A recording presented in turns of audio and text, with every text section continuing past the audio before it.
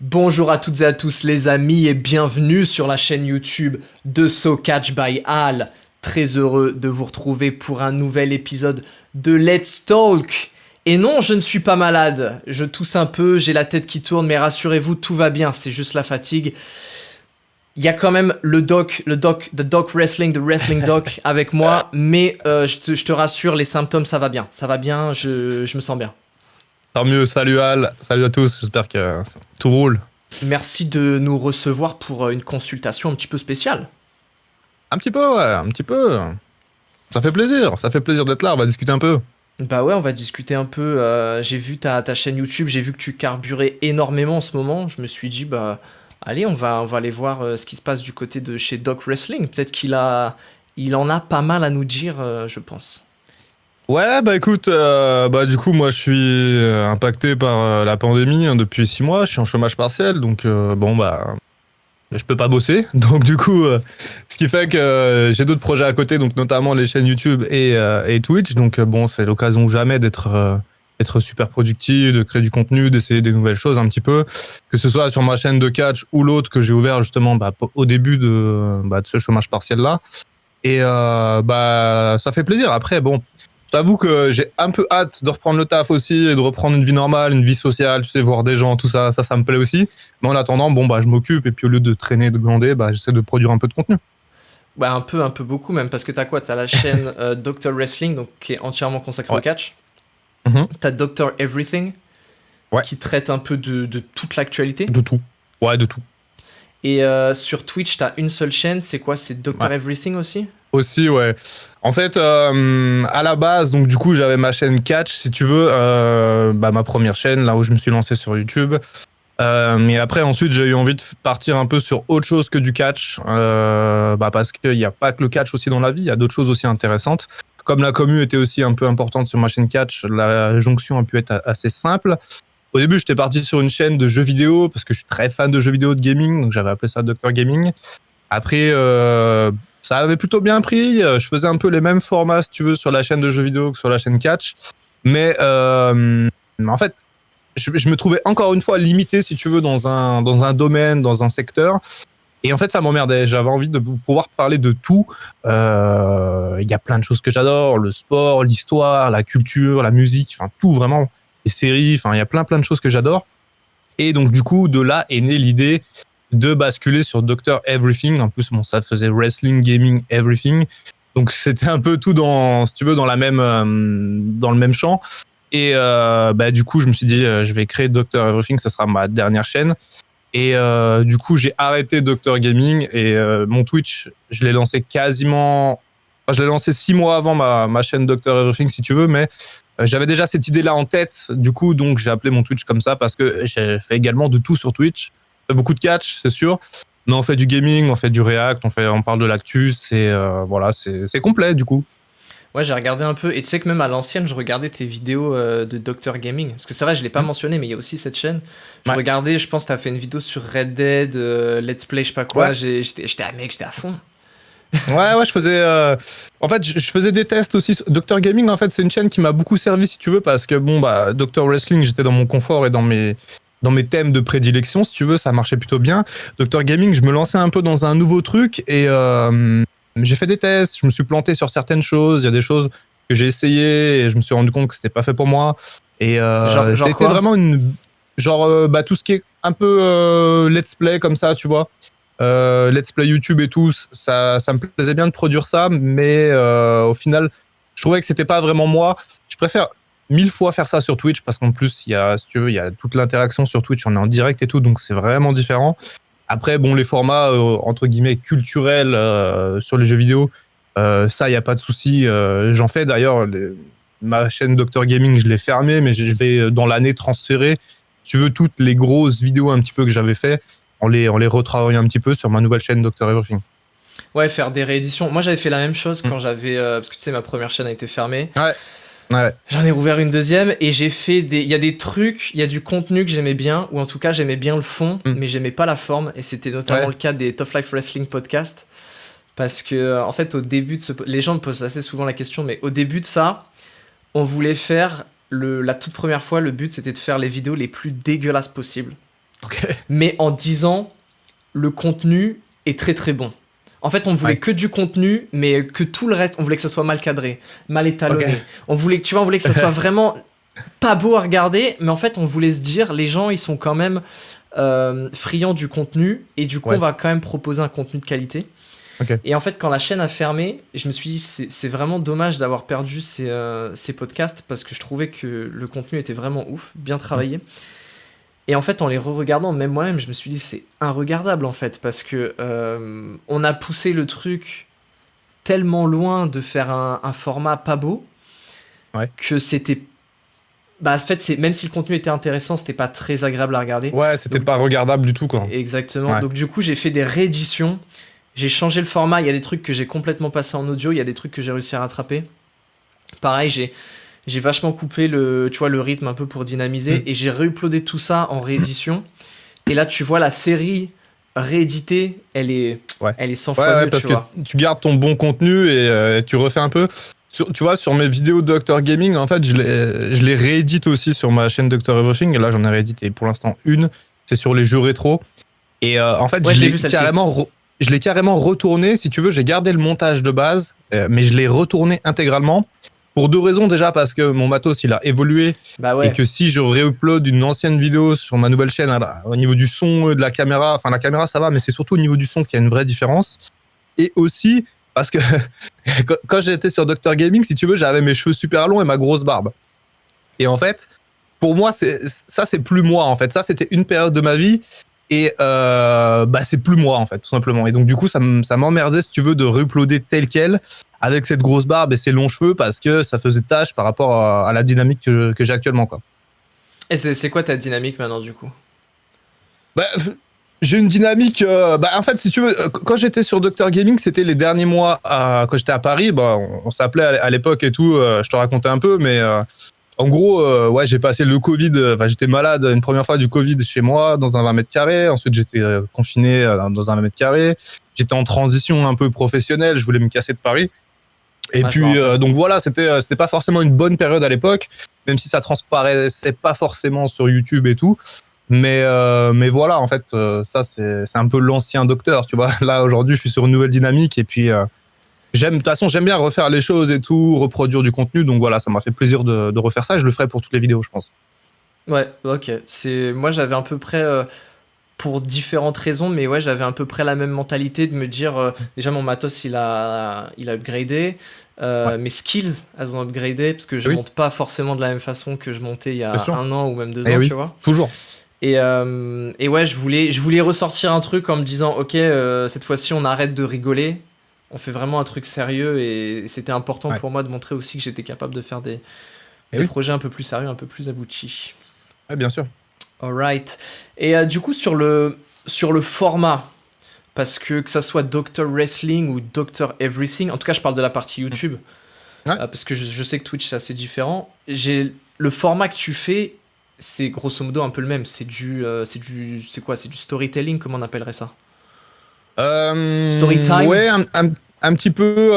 Je crois que ça s'appelle le podcast, en fait, quand t'es comme ça face à la caméra, même si pour moi un podcast c'est plus justement derrière un micro. Mais ouais, c'est plus comme ça du facecam. J'essaie de raconter un peu des choses avec des parties facecam.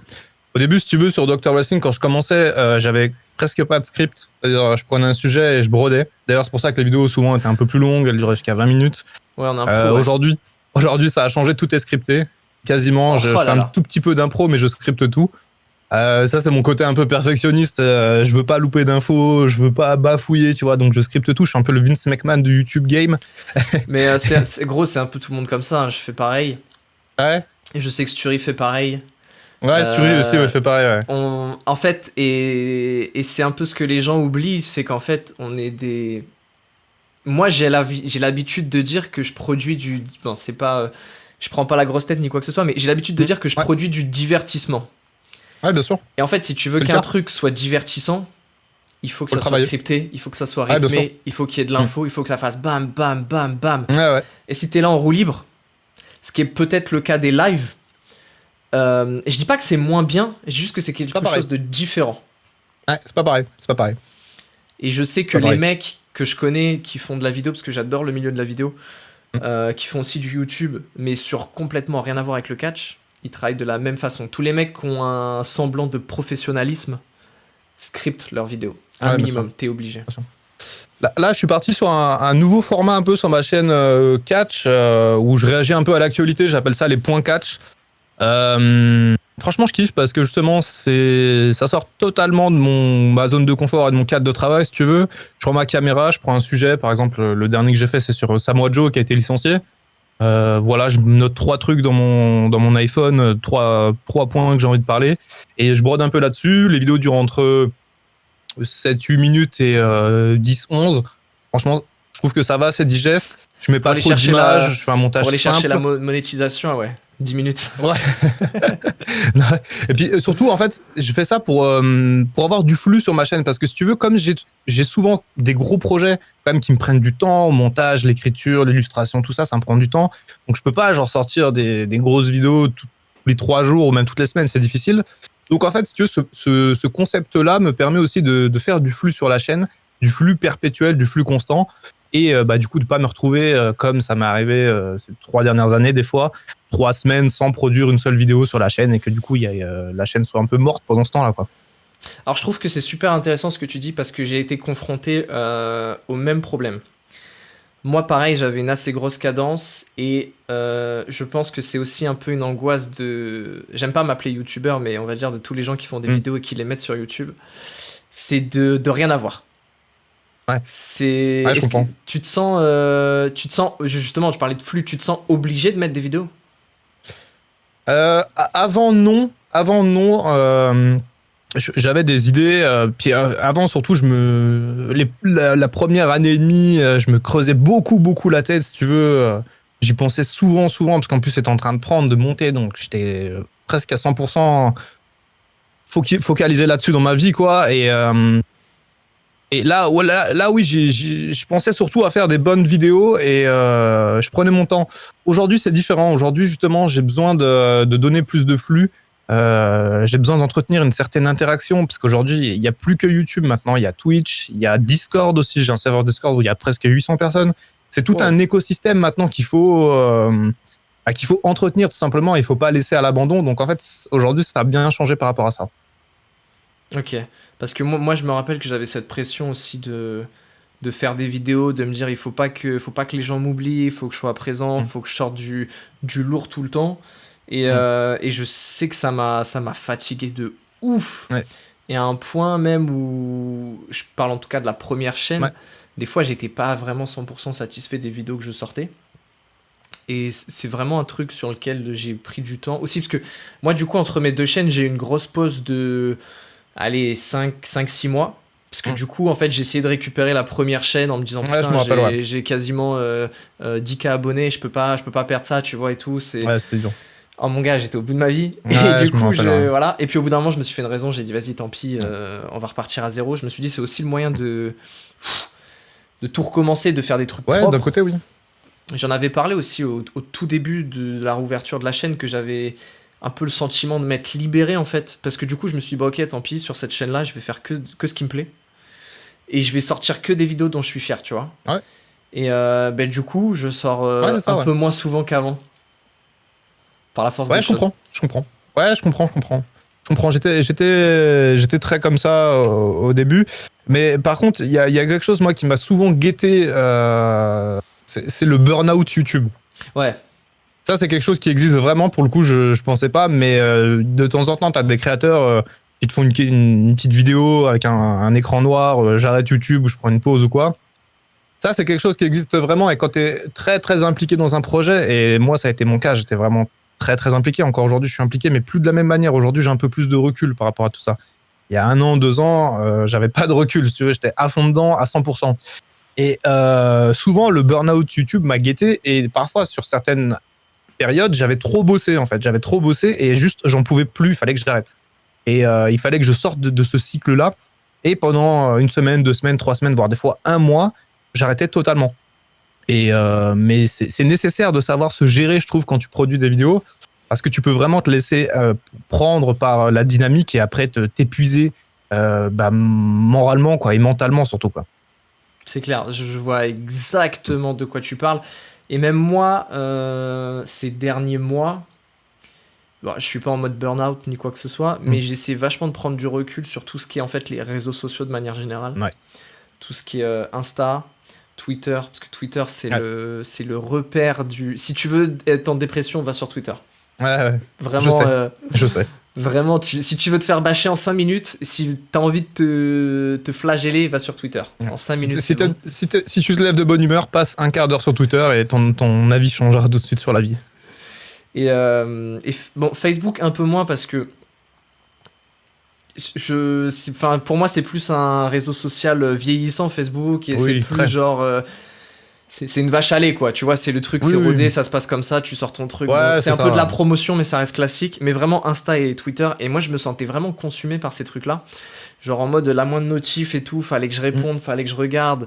Quand je voyais des trucs sur Twitter où les gens me disaient ouais, c'est de la merde ce que tu fais, t'es qu'une grosse merde, j'étais au bout de ma vie, tu vois. Ouais, c'est dur, c'est dur. Ouais.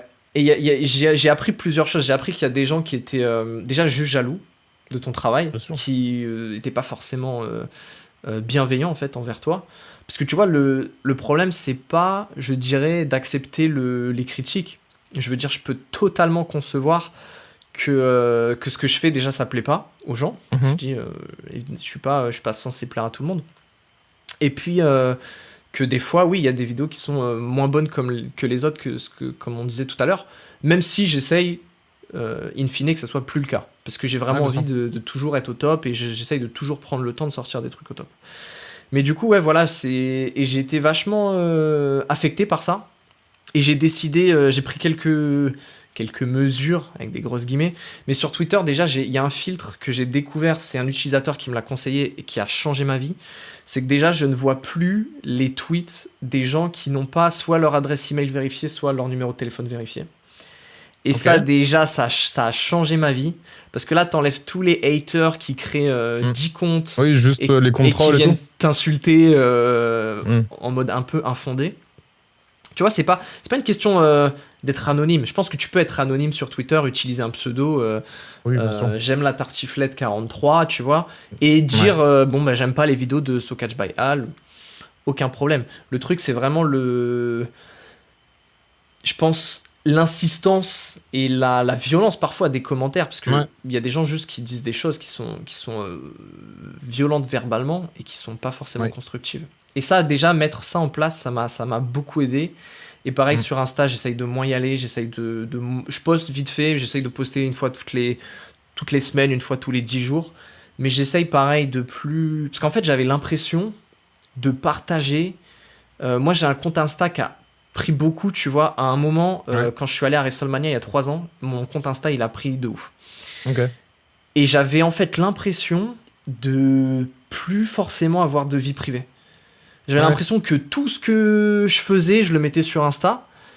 Et genre, des fois, tu vois, même mes amis, ils disaient, mais là, en fait, genre, on est dans toute ta journée avec toi, tu vois. Et j'avais vraiment cette sensation de me dire, vas-y, il faut que je leur montre ce que je fais. Ouais, c'est ça.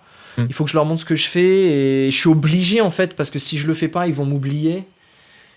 Et c'était juste, je vais pas dire à la limite du burn-out, mais quand tu prends du recul et que tu te poses un peu en arrière, tu te dis... Ça n'a aucun sens, en fait.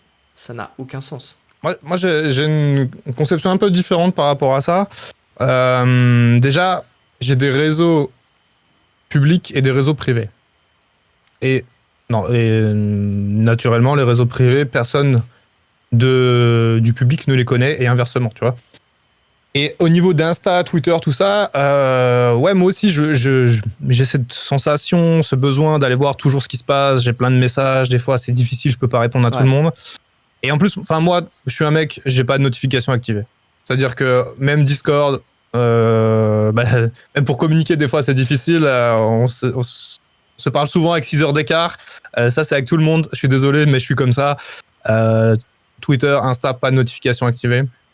Même les mails, rien, aucune notification. C'est-à-dire que si je veux pas être sur mon téléphone, je le suis pas pendant des heures, je travaille et tout, il n'y a pas de problème. Et ça, déjà, ça m'aide à pas justement être toujours en train d'aller checker mes notifs Instagram, mes mentions Twitter et tout, parce que sinon après, tu t'en sors plus. Mais quand même, je ressens aussi ce besoin de partager des choses, malgré tout, parce que comme on est des créateurs, si tu veux, il faut toujours qu'on ait un lien privilégié avec la commu. C'est comme ça. Si il n'y a plus de lien avec la commu, peu importe la plateforme, la commu disparaîtra, quoi. Donc, je peux comprendre un petit peu le paradoxe entre le fait de vouloir quand même un peu être sur les réseaux et être un peu fatigué de tout ça, quoi. C'est vraiment une espèce de balance à avoir entre nous. C'est vrai que j'ai enlevé je l'ai pas dit, mais j'ai enlevé les notifs aussi. Ouais. Même avec ça, j'ai énormément le téléphone dans la main. Mais c'est vrai que quand je suis sur un truc ou que quand maintenant, tu vois, je sors faire du sport 2 heures, 2h30, 3 heures avec mes potes, et pas de téléphone, rien.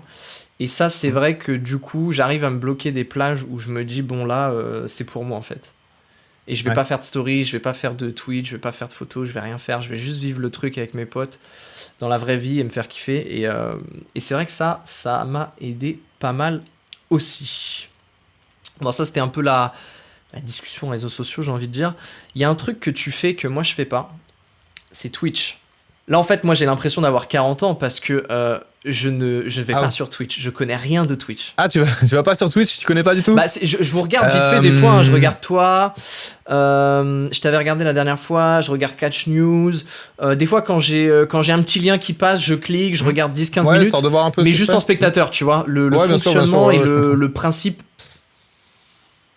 Twitch, si tu veux, c'est vraiment la barrière qui sépare la commu de toi, en fait. Et c'est vraiment l'union entre toi et la commu. Au départ, j'étais pas du tout favorable à l'idée justement d'avoir du direct comme ça, des lives. Parce que si tu veux, ça me sortait aussi moi de ma zone de confort et le danger pouvait être plus présent en live que quand c'est du montage et quand tu gères l'espace commentaire, tu vois. C'est aussi un risque.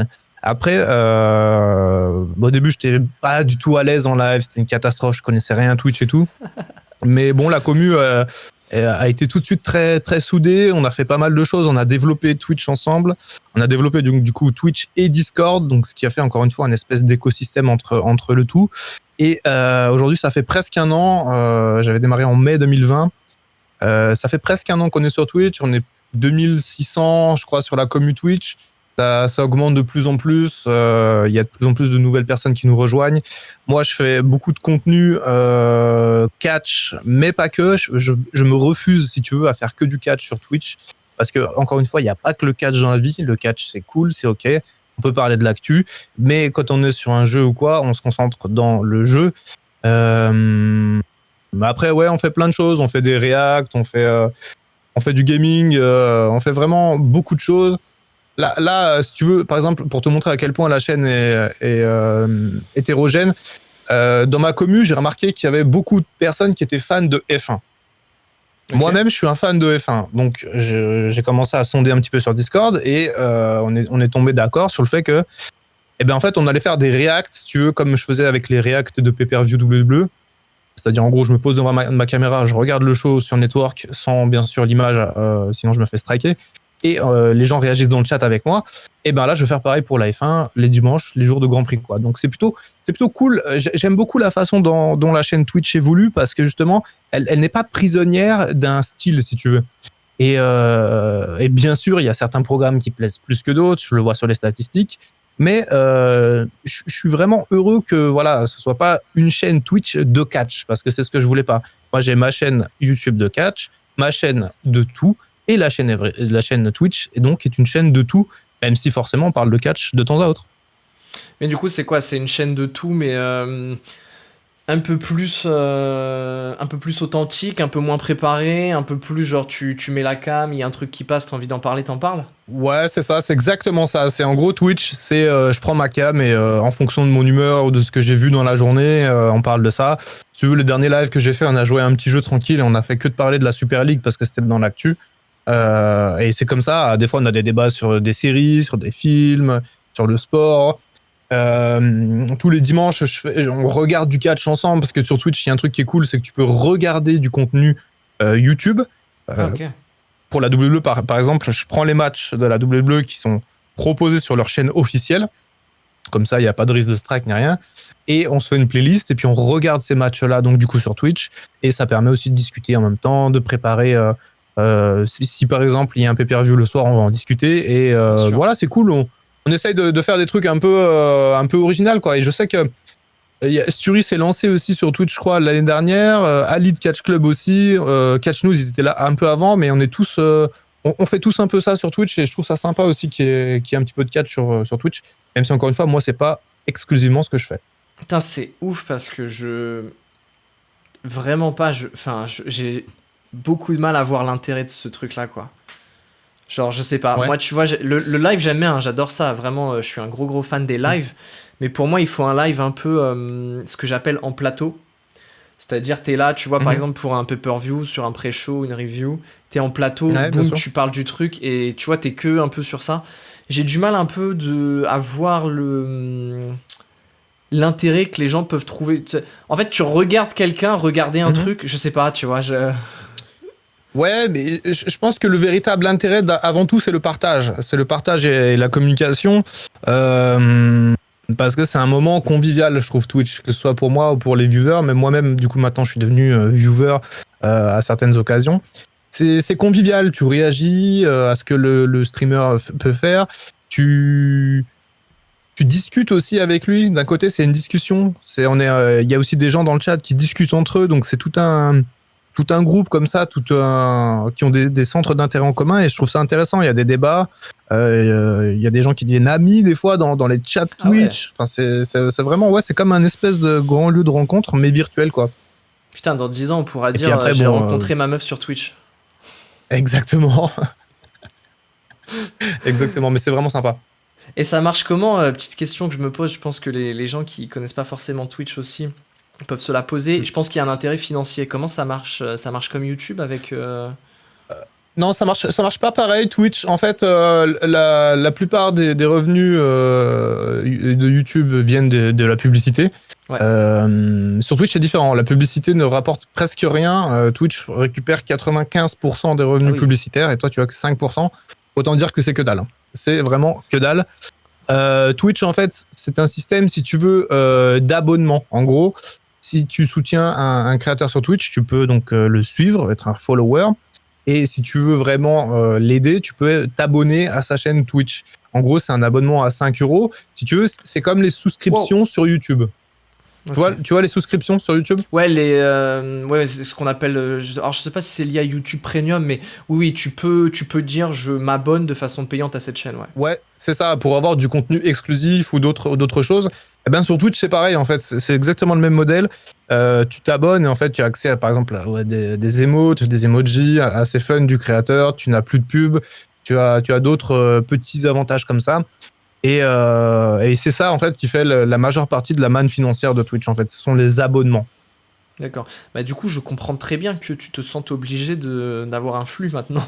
Bien sûr. Et oui, bien sûr, parce que quand tu as justement des abonnés, donc ça veut dire des gens qui ont payé pour te regarder et pour te soutenir, tu peux pas te dire le prochain live, ce sera au mois de juin. Tu vois ce que je veux dire? Parce que en plus, c'est un abonnement qui est mensuel. Donc il y a des gens, là, ça fait presque un an que sur Twitch, il y a des gens qui sont déjà abonnés depuis 11 mois ou 10 mois. Et je peux pas me dire je vais passer 2 semaines, 3 semaines sans live parce que je leur dois aussi inconsciemment quelque chose. Alors après, est-ce que c'est de l'enfermement et de l'emprisonnement? Je ne sais pas, je pense pas. Je pense que c'est juste du bon sens en fait. Mais oui, il y a forcément une contrepartie à donner du coup. Est-ce que tu te vois parce que là du coup enfin je veux dire YouTube ça carbure bien, Twitch tu me dis que finalement il y a pas mal d'argent à se faire parce que du coup, là, de ce que je comprends, je sais pas c'est quoi le prix de l'abonnement, mais si c'est 5 balles, je pense que tu peux facilement et rapidement te faire plus de thunes que sur YouTube. Je pense aussi que c'est un avantage, peut-être? Oui, alors moi j'en suis pas encore à ce niveau-là, parce qu'en plus, l'abonnement, bien sûr, est à 5€, mais toi, en tant que créateur, tu touches 2,50$, donc 2€, quoi, ou 1,80$. Oui, si je regarde un petit peu les deux modèles et que je les compare, Twitch est, je pense, plus rentable à long terme que si tu deviens vraiment un gros que YouTube. Et en plus de ça, forcément, sur Twitch, tu as moins de taf que sur YouTube. Hein. Ouais, parce que t'es en live, tu prépares ton overlay, tu prépares ton truc et c'est du live. En fait, tu travailles en live quasiment. C'est 10% d'un travail YouTube, voire 5% sur un mois, par exemple. Et c'est full plaisir, quoi. Twitch, c'est là, tu fais un live pendant 2 heures, tu rigoles, tu te fais raid par Sturi avec ses 1000 viewers, enfin c'est la folie quoi. Alors que bon, sur YouTube c'est différent, c'est plus une entreprise, tu travailles, tu produis des projets, tu as un espèce de... Moi je travaille avec un cahier des charges, avec des deadlines que je respecte pas toujours, mais ouais j'ai des deadlines, c'est de la vraie gestion de projet si tu veux sur YouTube, alors que Twitch, j'allume ma caméra à 18h, je lance le live, des fois je sais même pas ce que je vais faire et c'est cool quoi, c'est cool. Ok, ouais, bah écoute, franchement, merci parce que je vois bien le. Je voyais pas trop la différence avant, je voyais pas trop l'intérêt, mais en fait, moi je vois que c'est. L'intérêt premier, c'est surtout en fait d'échanger en direct avec les gens, c'est surtout ça en fait. Bien sûr. Et d'avoir un peu un accès privilégié, forcément avec tes fans. Alright. Est-ce que tu as pour projet de te professionnaliser, de vivre, alors que ce soit YouTube, Twitch. De vivre d'internet ? Ouais, de vivre de tes vidéos. C'est une idée que j'ai eue forcément à un moment donné ces 3 dernières années. Mais aujourd'hui, après 6 mois de chômage partiel, et donc 6 mois à faire que ça, je pense pas que j'aimerais être full-time sur Internet. Parce que justement, ça te nique ta vie sociale, en fait. De ouf. Clairement, ça te nique ta vie sociale. Et moi, j'ai besoin aussi d'avoir des discussions réelles, de découvrir des gens en réel. J'ai aussi besoin d'aller travailler, en fait. La vérité, c'est que ouais, j'étais content quand ma salle de sport a fermé, parce que c'est mon métier. Mais aujourd'hui, je rêve que d'une chose, c'est d'y retourner, parce que j'en ai besoin. Et sans ça, la vie est pas pareille, quoi. Donc, en fait, l'idéal, ce serait de trouver un juste milieu. L'idéal, ce serait de trouver un juste milieu entre les deux. Ce sera compliqué, forcément, quand je vais reprendre le taf. Ouais, un petit mi-temps à côté d'un taf sur Internet, je pense que ça peut le faire. Après, faut voir. Ça sera différent quand je vais reprendre le taf, c'est sûr. J'aurai un rythme moins important. Bon, ça continuera, les lives, les vidéos YouTube et tout, mais ça sera sûrement moins important. Et à ce moment-là, il faudra faire un peu la balance coût-bénéfice et voir qui sera plus intéressant, quoi. Je sais que Sturi, il est un peu dans le même bail aussi. Il est... Alors, je vais pas dire de bêtises, hein, j'ai pas envie de parler pour lui, peut-être que je dis vraiment totalement de la merde, mais je sais qu'il a aussi vraiment pas mal de temps dédié à ce qu'il fait sur Internet, et c'est évident parce que quand on voit ce qu'il fait, tu peux que le faire avec beaucoup de temps, mais aussi il a ce petit côté taf, et je crois que il est pas... il aime bien un peu justement la balance qu'il a des deux côtés. Ouais. Et je crois il me semble qu'il est en télétravail, Sturi, donc justement pour le switch, tu vois, ça peut être assez rapide. Tu vois, tu tapes pas la route pour rentrer du taf et tout, déjà tu gagnes du temps. Mais du coup, tu perds les avantages peut-être de voir des gens, de te déplacer le midi pour aller manger quelque part. Oui, c'est ça. L'interaction humaine, social, en fait, juste, tu vois. Ouais. Tu perds le côté social. Parce que finalement, même s'il taffe pas sur le catch, il passe quand même toute la journée H24 devant un ordi, tu vois. C'est ça. Ouais, et ça c'est horrible. Et d'ailleurs, aujourd'hui, j'ai des lunettes de soleil pour ça, parce que ça fait 3 jours que j'ai mal aux yeux et que j'en peux plus. Désolé d'ailleurs, mais je l'ai pas précisé. Mais ouais, des fois, j'ai aussi des coups de fatigue. Je passe 9-10 heures En fait, je passe toute ma journée derrière mon bureau. Je me lève le matin à 9h. Je joue un peu à la play, je bosse. Et jusqu'au soir, en fait. Et après, je vais me poser devant ma télé et c'est fini, quoi. La journée est pliée, quoi. Donc, en vrai, je comprends l'idée que c'est dur, en fait, vraiment de faire que ça, quoi. Moi, je me suis dit, il a mis des lunettes de soleil parce qu'il veut faire la rockstar, tu vois. Non, même pas. Je me suis dit, ça y est, le gars, il a des abonnés et tout, il fait la rockstar. Niveau catch, si on revient vraiment sur le cœur un peu de ce qui nous réunit aujourd'hui et qui fait qu'on fait un peu des choses similaires, qu'est-ce que tu regardes, qu'est-ce qui te fait kiffer ? Alors, j'ai beaucoup regardé WWE, bien entendu. Je regarde encore aujourd'hui, ça c'est le must. J'ai commencé en 2004. Après, aujourd'hui, je te cache pas, je dirais pas que je m'en lasse, mais je regarde plus les weeklies, si tu veux. Raw, SmackDown, même NXT, je regarde plus. Je regarde plus parce que ça me... en plus, maintenant qu'il y a plus de foule, déjà que le produit c'était difficile à regarder, si tu veux, en 2019. Baron Corbin, Seth Rollins, tout ça, enfin, tu connais. Là, aujourd'hui, maintenant, je regarde plus. Maintenant, je regarde les reviews sur Internet. Je regarde ce que fait Sturi, je regarde ce que fait Ali, je regarde ce que fait Axel. Je regarde un peu tout ça. Je me tiens au courant également de ce qui se passe, parce que malgré tout, c'est une partie... c'est un de mes travaux, c'est de connaître ce qui se passe et de réagir à l'actualité. C'est pour ça que je fais des points catch et tout. Donc, même si je regarde plus, je vois des images, je vois des résumés, j'entends, je lis des articles sur ça. J'aime beaucoup All Elite Wrestling. J'aime beaucoup. Dès que possible, je regarde Dynamite. C'est pas toujours possible avec le taf que j'ai. mais dès que possible, je regarde. Je suis un grand fan du produit All Elite Wrestling.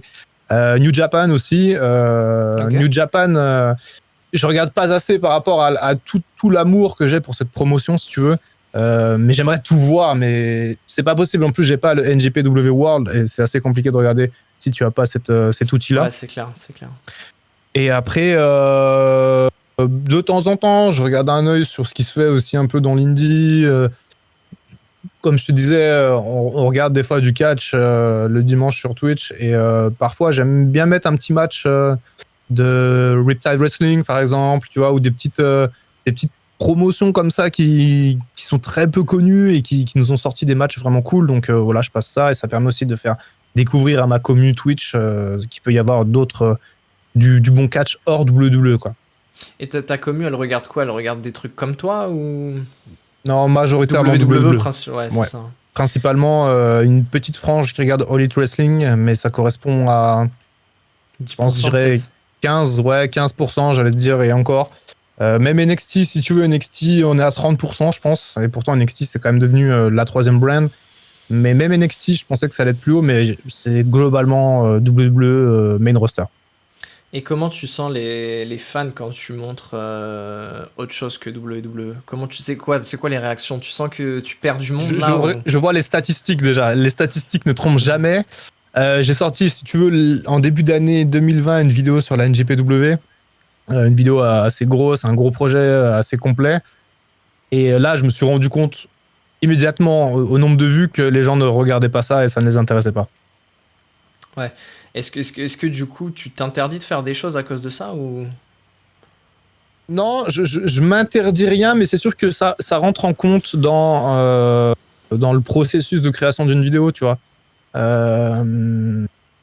Forcément, j'y pense, tu vois. Il y a beaucoup de sujets sur lesquels j'aimerais discuter. J'aimerais discuter du règne de Kota Ibushi, par exemple, à NJPW. Mais bon, si c'est pour qu'il y ait 5 commentaires et qu'il y ait très peu d'interactions, finalement, je me dis, à quoi bon? Autant en parler de temps en temps sur Twitch avec quelqu'un qui va s'intéresser au sujet pour rentrer un peu dans la discussion. Mais en faire toute une vidéo, non, ça vaut pas le coup, en fait. Et c'est dommage d'un côté, parce que j'aimerais justement pouvoir parler de tout. J'aimerais pouvoir parler d'Impact, de toutes ces choses-là qui se passent, même plus parler de All Elite Wrestling. Mais ouais, ça prend moins, en fait. Ça intéresse moins les gens de WWE, c'est comme ça. Mais c'est marrant parce que alors bon, je suis d'accord avec toi, hein, vraiment tout ce que tu as dit, je le vois aussi. Et c'est vrai que dès que tu sors du gros sentier battu WWE, tout de suite les gens ils détournent le regard parce que ça les intéresse moins, ils savent pas de quoi tu parles, ils connaissent pas le produit. Mais j'ai quand même l'impression que petit à petit, il y a une vraie fanbase de AEW qui grossit. En France, en tout cas dans les pays francophones, pardon, je sais pas si à l'étranger c'est le cas. J'espère que ça va continuer. C'est pas, je dis pas ça dans un esprit de concurrence, mais juste pour me dire, comme tu as dit en fait, on est capable de parler de l'un ou de l'autre avec des gens, d'avoir des gens qui nous répondent, d'avoir des gens qui regardent le même produit aussi, c'est cool. Parce que tu peux échanger, tu peux rentrer un peu plus loin dans les discussions. Et je pense que c'est pas mal ce qu'ils font d'avoir ramené des gros ex-VVE comme Sting, comme Big Show. Même à l'international, ils font des trucs avec Mike Tyson, avec... c'est bien. Comment il s'appelle Snoop Dogg aussi, il est passé. Oui, Snoop Dogg, il y a Shaq, tu vois. Je trouve ça cool. Vraiment, bon, nous, c'est pas forcément des célébrités qu'on connaît en Europe. Mais en tout cas, pour le public US, je pense que le public US en est un peu au même stade que nous, en fait, tu vois. On a tendance à se dire, ouais, les US, c'est bien, c'est génial. Mais en fait, je pense que c'est comme l'Europe. T'as 90% des gens qui ne vont regarder que de la WWE. Et puis, t'as d'autres gens un peu qui vont s'intéresser. Ouais. Je sais pas, en vrai, parce que si on regarde un petit peu les audiences, là, et notamment les dernières, Dynamite a passé la barre du million mercredi dernier. Ouais, c'est vrai. Du fait aussi que NXT soit passé au mardi, et NXT du coup a augmenté son audience le mardi, Dynamite a augmenté son audience le mercredi, et en fait si tu regardes un peu les ratings, tu te dis que bon, ils sont pas forcément très très loin de Monday Night Raw par exemple. Donc c'est que ça marche. C'est que ça marche et c'est que la stratégie de All Elite Wrestling fonctionne. Cette stratégie à la fois d'associer des anciens WWE comme tu dis, et également des stars, et aussi de l'alternative en fait. Comme on le disait, All Elite Wrestling, c'est l'alternative. Et on peut bien entendu aimer les deux. Et d'ailleurs, je conseille à tout le monde Oui, d'aimer les bien deux, de sûr, regarder les deux, parce que c'est bien sûr. fantastique. Il faut aimer les deux. Les deux sont vraiment différents sur plein d'aspects, mais il y a vraiment du bon à tirer des deux compagnies et surtout pas les mettre en compétition ou en comparaison comme c'est le cas depuis 2 ans, quoi. Non, ah bah, la comparaison et la compétition, je la comprends parce que effectivement, t'es un petit peu là, tu viens Mm, challenger le mastodonte WWE, mm. donc c'est obligé, tu vois, c'est un peu la rêve, enfin, on a grandi avec ça, tous, Oui, c'est ancré, tu vois, c'est la rêve, c'est, en termes de catch, quand tu parles de catch, c'est ça, t'es obligé de comparer à ça, mais effectivement, je pense pas qu'il faut aller dans la comparaison vindicative, je pense pas qu'il faut oui, être, c'est l'un ou l'autre, non, oui, comme bien tu sûr. dis, ça peut être les deux. Moi, je me fais kiffer sur NXT, et franchement, je l'avoue, même des fois, je regarde plus les weekly en live, je le faisais à une époque, mais plus Ouais. maintenant. Mais des fois, je vois, tu vois, le samedi matin quand je me lève, oh, ce match de SmackDown était génial, bah je vais le mater. Même si je regarde que Ouais, un pareil. match, parce que tu vois, je me dis, ah, le truc il est cool et tout. Et je suis Ouais, pas du pareil, tout pareil. fermé à regarder du WWE. Je suis un peu plus comme toi, j'essaye de regarder plus régulièrement Dynamite, Mm. parce qu'ils arrivent malgré tout quand même à me surprendre. Je suis tombé, je pense que quand le produit est sorti, je suis tombé une deuxième fois amoureux du catch parce que je trouvais qu'il proposait un truc vraiment différent et qui correspondent plus à mes attentes aussi en tant que fan de catch. Ouais. Alors je suis pas d'accord avec tout ce qu'ils font, hein. Loin de là, il y a des trucs, des fois ça me fait sauter au Ouais. plafond, mais bon, on peut jamais tout aimer, Non, c'est sûr. tout ce qu'on voit C'est sûr. évidemment. Mais c'est vrai que c'est cool, j'essaye aussi de regarder un peu d'impact. Impact ROH, pareil, quand il y a des gros matchs ou Mm. quand j'entends qu'il va y avoir des gros matchs, j'essaye de regarder un peu ça. Et je sais aussi que tu te déplaçais pas mal en France. Tu regardais, on s'est Ouais, croisé deux, trois fois à la PC, je pense. un petit peu, ouais, ouais. L'APC, j'y suis allé, bah, comme j'habitais à Paris, c'était pas très loin en plus, donc j'y suis allé notamment quand Will Ospreay était passé. J'ai vu Will Ospreay catcher à l'APC, c'était fabuleux. C'est Vraiment, dingue, j'avais ouais. adoré. Et c'était un peu au début où je commençais à m'intéresser au catch en France. Bon, c'était 2019, je crois. J'ai pas trop eu le temps finalement de m'y intéresser plus que ça, parce qu'après, bon, il y a eu tout le bordel et l'arrêt finalement du catch. Pour l'instant, le catch est arrêté en France depuis maintenant plus d'1 an. Mais oui, je commençais à m'y intéresser. Je connaissais vraiment pas beaucoup le catch en France et j'avais d'ailleurs pas la prétention d'en parler parce que j'avais pas le matériel pour.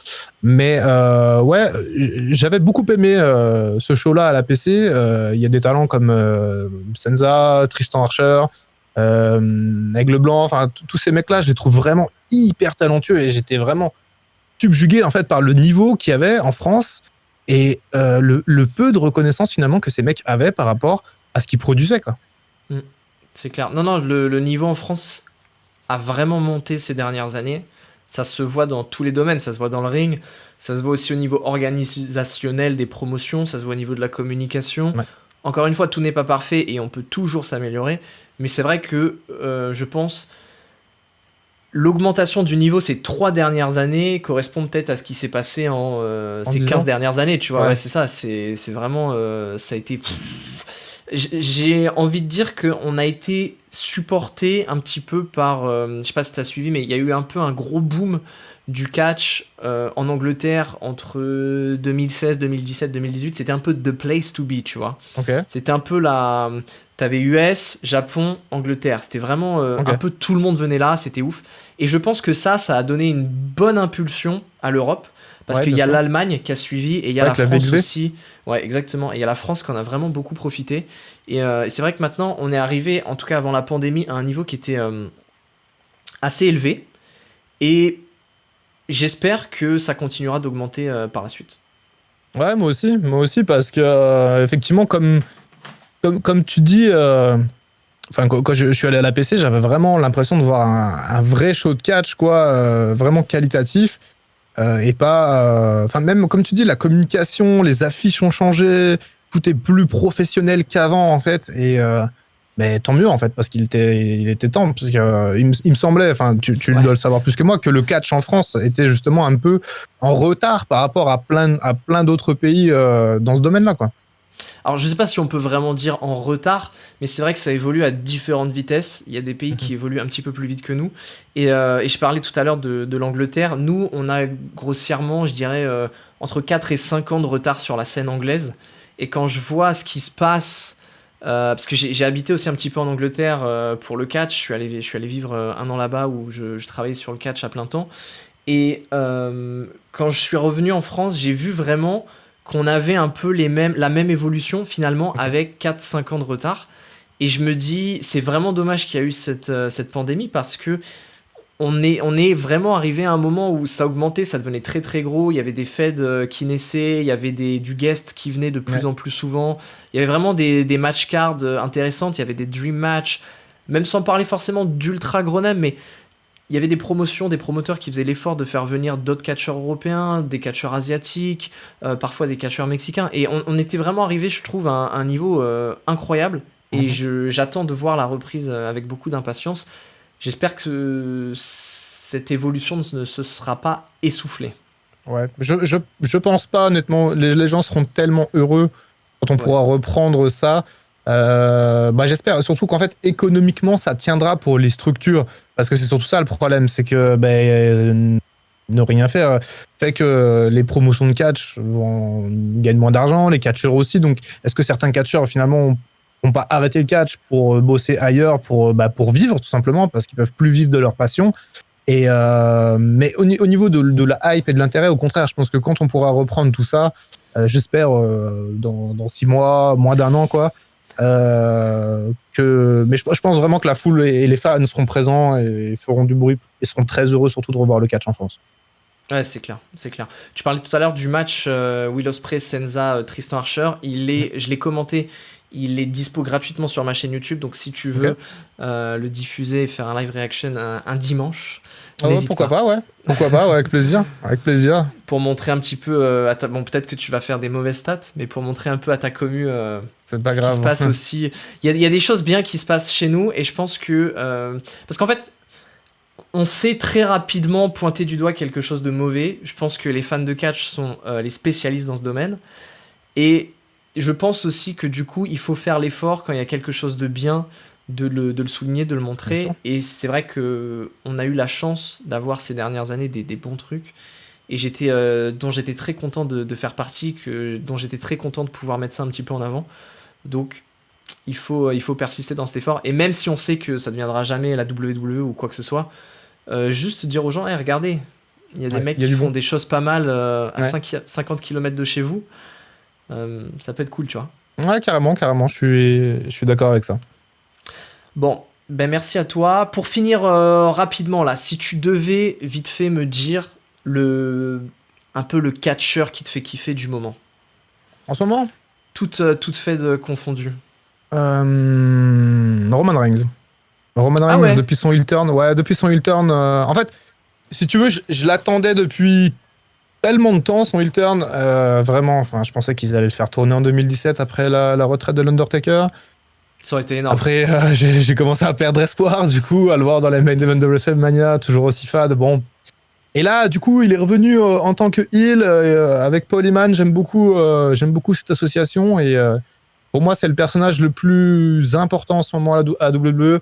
J'ai beaucoup aussi aimé Drew McIntyre durant l'année de pandémie. Je trouve qu'il a vraiment porté la WWE pendant cette année de galère. D'ailleurs, le pauvre, quoi. Il était champion au moment où il n'y avait pas de fans.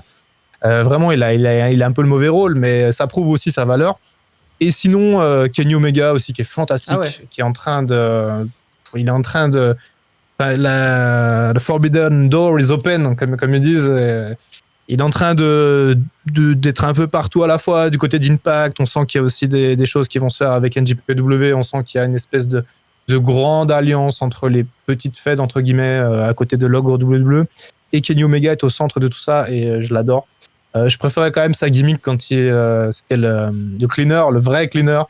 Mais Kenny Omega me fait kiffer autant que Roman Reigns et Drew McIntyre. Donc Dream Match, Roman Reigns contre Kenny Omega. Exactement. Winner takes all. Exactement. Oh ouais, exactement, putain. Là, je suis pas payé cher pour voir ce match. T'imagines Vince en PLS. Ah ouais, c'est sûr, mais ce serait tellement bien. Mais là, c'est marrant, tu vois, parce que j'ai de plus en plus de gens qui me disent, ouais, je suis fan de Roman Reigns, me fait kiffer en ce moment. Ouais, c'est réussi, son repackaging est très réussi. Et il est fait pour être un heel. De toute façon, j'ai toujours dit que Roman Reigns, il était fait pour être heel. Et je rêvais vraiment de voir ça, et aujourd'hui on l'a, et honnêtement, je suis pas déçu. Ok, ça marche. Bon, bah merci beaucoup. On peut te retrouver, donc on l'a dit, sur YouTube, 2 chaînes, Yes. Dr Wrestling, Dr Everything. Yes. Sur Twitch, t'es, de ce que j'ai compris, vraiment actif. Quasiment tous les jours. Quasiment Ouais, tous les jours, là. quasi, ouais. 4-5 Donc, fois par semaine au moins. allez payer l'abonnement parce que Abonnez-vous. parce que il y a du contenu vidéo et que tu es très très proche de ta commu et que tu fais l'effort de faire des trucs avec ta commu. Donc voilà, écoute, j'irai regarder moi-même un peu plus souvent. Avec et puis, plaisir. si le cœur m'en dit, pourquoi pas un petit sub, comme on dit dans le. Ah ben ça marche, dans avec le game. grand plaisir. Il y a aussi le Discord aussi. J'aime bien en faire un peu de promo parce que c'est aussi un lieu très communautaire, si tu veux, Discord. Là, bon, forcément, moi, bien entendu, je peux communiquer aussi, moi, à grande échelle. Donc, c'est vrai que c'est un outil non négligeable. Mais pour la commu, c'est aussi l'occasion de partager. Encore une fois, il y a des salons dédiés au catch, WWE, All Elite Wrestling, catch japonais, old school. Enfin, il y a même des quiz WWE. Il y a un serveur, un fan channel sur les jeux de la WWE, TEW et compagnie. Enfin bref, c'est assez complet. Donc si vous aimez le catch, n'hésitez pas à rejoindre. On est presque 800. Et il y a aussi, bien entendu, comme j'aime ne pas être dédié à un seul sujet, il y a tout un tas d'autres sujets comme le sport, le cinéma, les séries, Netflix et tout. Donc en fait, tout le monde peut y trouver son compte sur le serveur Discord. Il y a à boire et à manger, quoi. Exactement. Donc sur Twitter, c'est quoi? C'est Dr Wrestling aussi? Et t'as aussi Dr Everything, il me Dr semble. Wrestling, c'est pas écrit comme ça, je crois, parce que tu sais, avec les caractères, avec les noms Twitter, il faut pas dépasser un certain nombre. Mais globalement, Dr Wrestling, tu me retrouves, et Dr Everything aussi. Pareil sur Instagram, Dr Wrestling, Dr Everything, tu me retrouves facilement, et puis voilà. Eh ben merci à toi, j'espère que tu as passé un bon moment. Ouais, c'était super. Merci Al pour l'invitation, c'était vraiment génial. Avec plaisir. On se retrouve très bientôt, que ce soit ici ou ailleurs, ou en vrai. J'espère qu'en vrai, ça sera le mieux du mieux. Ouais, merci carrément. encore une fois d'avoir pris du temps, c'est super cool. Avec plaisir. Merci à tous les amis d'avoir regardé cette vidéo. Comme d'habitude, n'hésitez pas à la liker, à la commenter. Abonnez-vous à la chaîne si ce n'est pas déjà fait.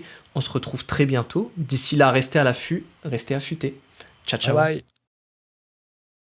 Et puis on n'oublie pas, comme d'habitude, on se donne rendez-vous sur la chaîne AB1 pour Raw tous les mercredis à 20h50 et SmackDown tous les samedis à 20h50 en compagnie de Christophe Ejus et Philippe Chéroux.